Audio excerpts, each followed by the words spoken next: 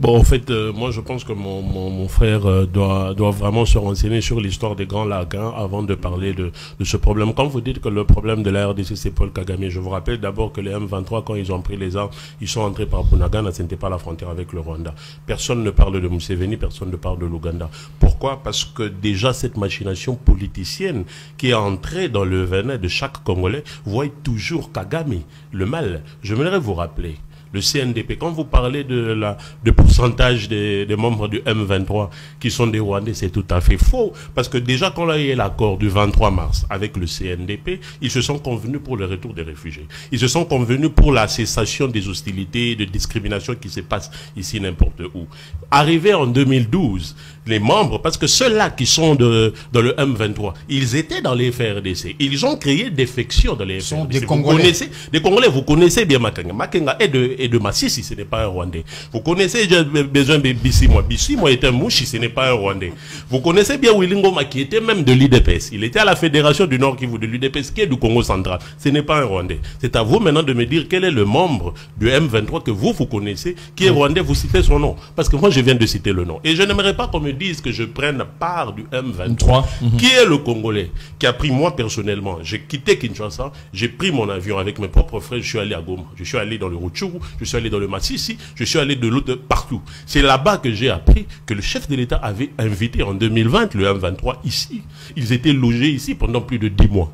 Pourquoi le chef de l'État avait appelé les Rwandais? Non, il a appelé parce qu'il savait que c'était des Congolais. Si vous vous rappelez, lorsque le chef de l'État a eu le pouvoir, dans tous les camps des réfugiés, il y avait une grande fête. Je vais vous donner les images. Dans le camp des réfugiés au Rwanda, il y avait une grande fête parce que le chef de l'État leur avait déjà promis le retour des réfugiés. Après quelques temps, vous le savez très bien, parce que nous avons importé le problème qui existait au Rwanda, entre les Tutsis et les Hutus. Ça a commencé quand? Parce que déjà en 87, les Tutsis et les Banyamulenge n'ont pas participé aux élections.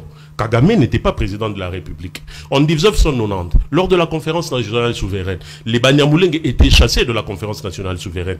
Kagame n'était pas au pouvoir. Et cette affaire de discrimination a commencé même depuis 62. Depuis 62-63. C'est le problème où ça a commencé. Kagame était encore bébé dans le camp des réfugiés. Nous continuons. Lorsque l'opération turquoise a eu à apparaître en 94, les Hutus génocidaires sont entrés avec armes et munitions.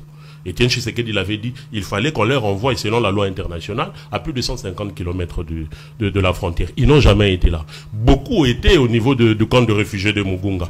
Et avec des armes et munitions, ça considérait déjà comme une menace. C'est pour cela qu'automatiquement, M. Paul Kagame avait réagi. Je n'aimerais pas entrer dans ces détails-là.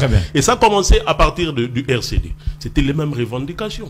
Même le MLC a pris les mêmes revendications pour les EMA dans les niveaux de l'Ituri. Vous ne parlez pas de ça. Et pourtant, même Jean-Pierre Bemba est là. Il connaît très bien cette histoire. M. Vital Kamerhe connaît très bien cette histoire. Les causes profondes de conflit ne se résument qu'à une seule chose. La cessation de la discrimination, la cessation des hostilités et des massacres contre les Tutsis, les Ema, les Banyamulenge et aujourd'hui nous avons les Teke. Ils sont appelés Gabonais. Personne n'en parle. Moi j'étais allé jusqu'à Kwamount. J'ai vu comment est-ce que les Yaka sont en train de maltraiter les vous ne parlez pas de ça. Non, non, vous ne parlez pas de ça. Mais aujourd'hui, je suis très déçu que l'on puisse applaudir pour les Ouazalondou. Moi, j'ai vu, ils sont en train de brûler les habitations des frères Tutsis. Aujourd'hui, tout Tutsi n'est pas M23. Tout Tutsi n'est pas rwandais. Il y a des Tutsis congolais. Mais quand vous voyez une personne avec une morphologie, entre guillemets, Tutsi, vous dites que c'est un Rwandais. Non, il faut faire la part des choses. Très bien. Si les Ouazalendou sont là pour le M23, et nous leur avons donné cette possibilité de se massacrer, ils doivent laisser maintenant la population congolaise, je répète, les Ouazalendou disent, les Tutsis doivent rentrer chez eux. Et j'aimerais rappeler aussi qu'il ne s'agit pas des terres. Les Tutsis ne revendiquent jamais leur terre, car ça leur appartient. Ils sont Congolais de souche. Très bien. Et ils sont Congolais pas par la clémence de qui que ce soit. Ils étaient ici avant que la RDC ne soit appelée RDC Papa. Il faudrait comprendre ces genres de choses et prenons l'unité, la paix et la fraternité. Je pense que c'est à travers ce que l'on va aider. Je dois rebondir. Bon, en fait, moi je pense que mon frère doit vraiment se renseigner sur l'histoire des grands lacs avant de parler de